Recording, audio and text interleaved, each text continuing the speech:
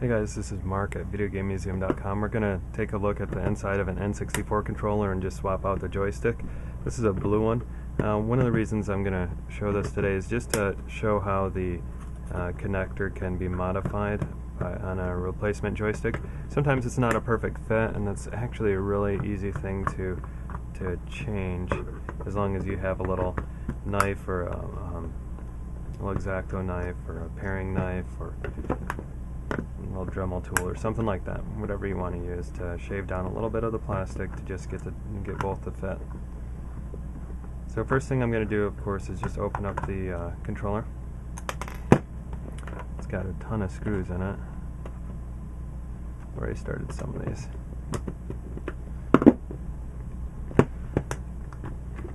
Oops, did I miss one?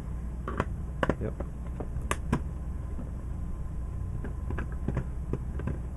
Take some time, and of course there's always going to be one that I didn't get out of the way.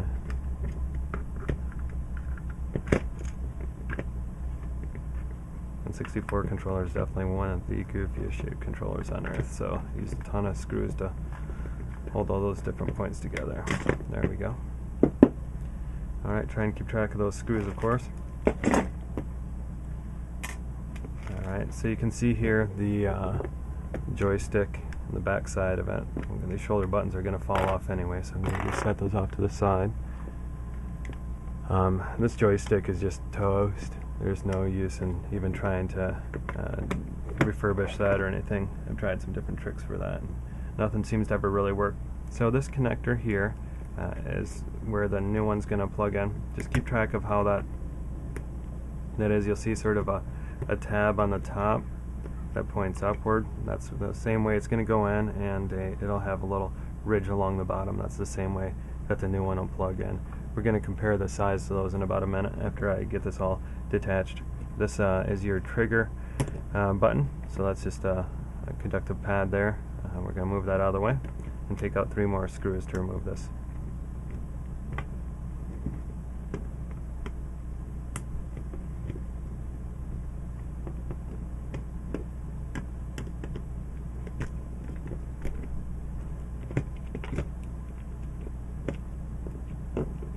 Alright, so those 3 screws are out. We're going to hold on to those as well. That's just what holds that into place. Now we're going to take out one of the replacement joysticks. This is our GameCube-styled joystick that we saw. And that'll drop into place. This will plug in the same fashion as the other one, with sort of this ridge along the bottom. In order to just show a little size comparison, I'm going to switch over to macro mode on the camera. All right, let's see if this works.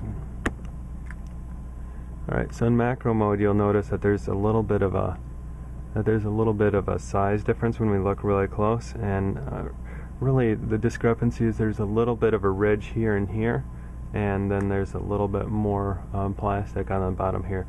So all we're going to do is we're going to just trim that off. It's actually really easy, really straightforward to do. Alright, we're going to get the controller out of the way for a minute, and we're going to just take a little vegetable mat or cutting mat and put it down underneath here. I'm going to do some cutting, and I don't want to mess up my surface. Obviously, if you're cutting anything, be careful. Here's a number of different options. Got a little Leatherman knife, a little Swiss Army knife, got a little box cutter, and let's see here, what else? Oh yeah, and then of course my Dremel tool. So there are a lot of different ways to potentially do this. One of the easier ones might actually even be fingernail clippers. So we're gonna try a few of these and just see which one works best for you. So I'm opening up a fresh joystick, and that's a little bit too large of a connector to fit there. This is the GameCube-styled one. Great joystick, and sometimes the connector is a little tight there. So as you can see, we're going to need to take off a little plastic. Here's the original joystick that's all messed up, and we're going to compare these connectors. This part's the bottom on this side, and you can see it's a little too thick there on the white one. So we're going to try to shave a little down. There's also these plastic tabs that stick out of the top, and we're going to try to take those down a little bit too. So the first thing I'm going to use is actually just a household fingernail clipper. There's nothing fancy about this, and I'm literally just going to trim it just like you're trimming your fingernails.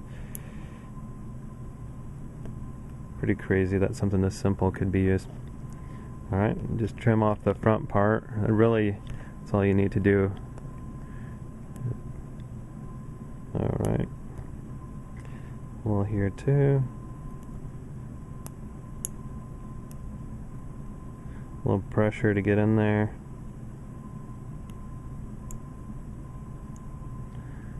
Alright.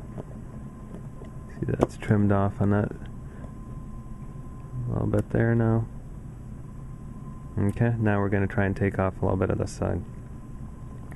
Same deal, I'm going to use the fingernail clippers. And, you know, don't go all the way down. You know, there needs to be some plastic there to hold everything together. But we're just going to try and take off this top layer here. Sort of the easy stuff. Now, anyone who trims their own fingernails supposedly should be able to do this.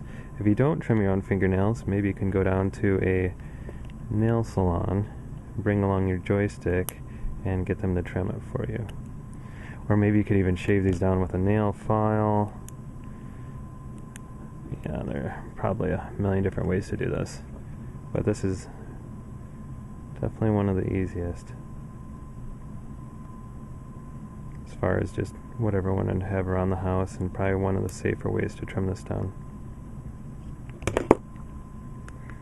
Alright, so you can see a little bit smaller now.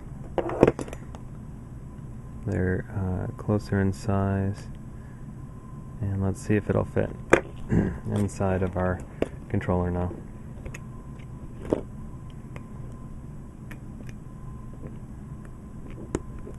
Yep, there we go. Just push it in nice and snug. Yep, and that's about as far as it actually goes. And if you ever get wander or drift when you're using your new joystick, you really just need to disconnect this and plug it in. Sometimes it's not getting a good connection between the two, and then it would sort of wander your cursor or whatever, mouse or in-game crosshairs would sort of wander left, right, or whatever. So just disconnecting that and reconnecting it can help. Sometimes they like one controller over the other, but that's about all you have to do to make sure that that fits.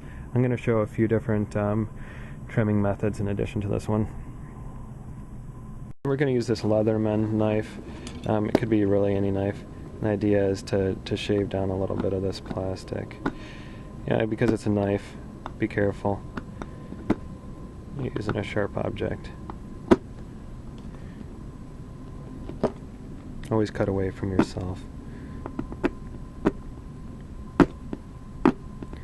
So I'm just shaving down the plastic on the top. This will take a little bit more time. You can push it against the table. Sorry about all the camera shaking. You can see we're making a little bit of progress there. And we're going to do the same for this side here. And trim these down. Just trying to nip it off a little bit at a time. You don't need to go too deep. If you cut through this thing, you're going to hit where your wires are. And you don't need to take off the whole. You don't need to take off the whole tab. Alright, so that's shaving it down just a little.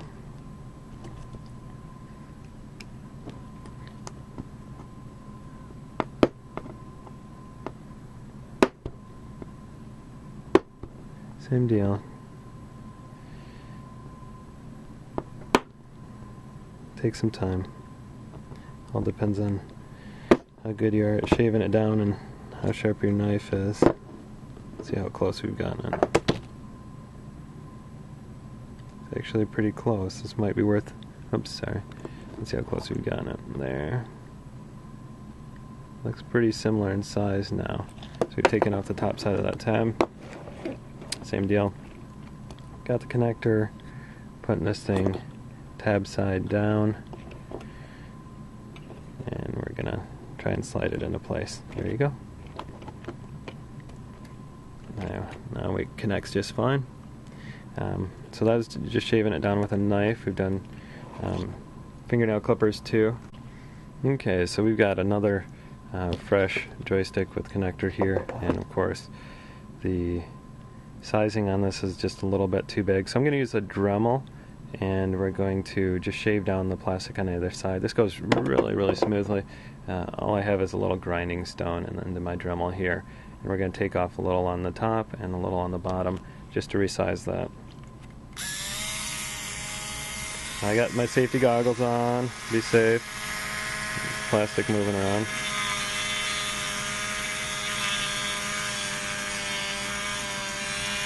Alright, just shaving off a little plastic. Shaving off a little here. It goes pretty smooth, pretty quickly. You don't need much pressure. And then we're going to do the same thing on the other side.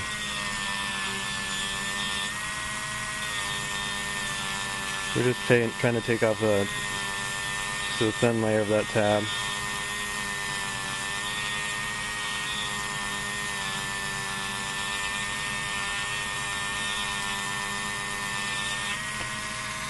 Alright, shut this down, and we're going to compare it to the original. It's actually done very nicely. That's probably one of the cleanest ways to do this and fastest, a little even smaller. So it's going to be nice for a tight fit there. And here's that controller again. I'm going to put those tabs down, so it's going to go in this direction. You know, bumps up, that bottom tab down. White wire on this side if that helps you. Alright, just pushing it in for a nice snug fit. There it goes. Fits in really nicely. And of course, if, like I said before, if it doesn't connect the first time, if it's not really great, just open it up and push it in again. Sometimes it just needs to get a good connection to those wires there. This is an awesome GameCube-styled controller. Wish N64 had used these originally, or Nintendo had to use these originally for the N64. So when you put it all back together, you know, you just drop it in the screws and it should be pretty straightforward. But hopefully that'll help you modify your connector to get it to fit your particular controller. There's a little variation in the size, and obviously these things run a little bit larger in the connector. So people run into that as maybe the most common challenge in the installation process, and that'll give you some household ways of paring this down. So as we've shown, you know, you got fingernail clippers, you got box cutters, Swiss Army knives, Leatherman, and of course a Dremel tool. So whatever works for you, whatever you think would make sense, you just take off a little plastic, and that's really the goal there, is to get it about the size of the one that you took out. Okay, here we are with the sort of shaved down connector for this GameCube-styled joystick. One of the tricks, of course, is to make sure you don't go so far down that you actually mess up the connectors themselves. But we're going to reinstall this. The white wire is going to go on the inside. That's an easy way to remember this. Snug. Slides in nice and snugly. And drop this into place. You can put those 3 screws back in here. Make sure that you keep track of those. It's easy to lose all these screws in the process. It's also good, before we forget, to reattach the trigger and that conductive pad. That should be snapped in and underneath those snapped in underneath those clips there.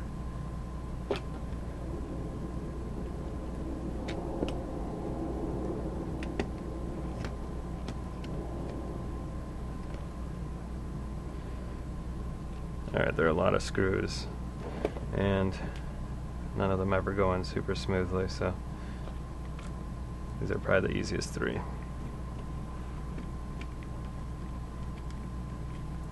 Alright, now these shoulder pads like to pop loose and hop out of place, so make sure that you get those into place nicely.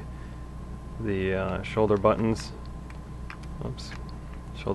need to be put back in. Those like to fall out anyway during this whole process. Make sure your cord is in, going around and out through there. It's a good chance to get that put back into place. Now, although it might seem like it'd be easier to keep all these screws in the controller, I actually dump them all out because there's so many alignment problems putting together one of these controllers that those screws just all be in there, just make it more difficult. So just sort of start by working it together. That memory card slot needs to line up well. Make sure your shoulder buttons are there, and you just start working together each of these three. Wow, I got really lucky and they snap together really nicely. Make sure your trigger feels appropriate and all that. Alright, I'm just going to fast forward this part. It's actually the exact same as taking them all out. Obviously just dropping them in and taking the time to put in all these screws. In the meantime, feel free to check out videogamemuseum.com if you haven't already. It's actually where we sell these phenomenal joysticks, and we have a bunch more repair videos for you, so you can check out our other stuff as well.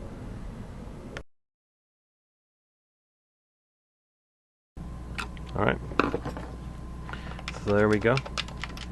That's nicely installed. Now I'm gonna go over to my N64 kiosk and show you what this looks like when it's hooked up. Alright, just for the fun of testing the controller on an N64 kiosk, here's my kiosk. This is an awesome purchase. I'm pretty happy I got this. So the right controller arm is actually there, but the left one is disconnected, which is perfect because I can test things on it. One of the best ways to test this is of course on a game like GoldenEye, because you can sort of just on this intro screen right here just see how well the joystick is performing. Obviously being able to do a circle and things like that is a pretty good indicator that the joystick is installed well. So it's also a great game for just testing out all sorts of the extra buttons as well.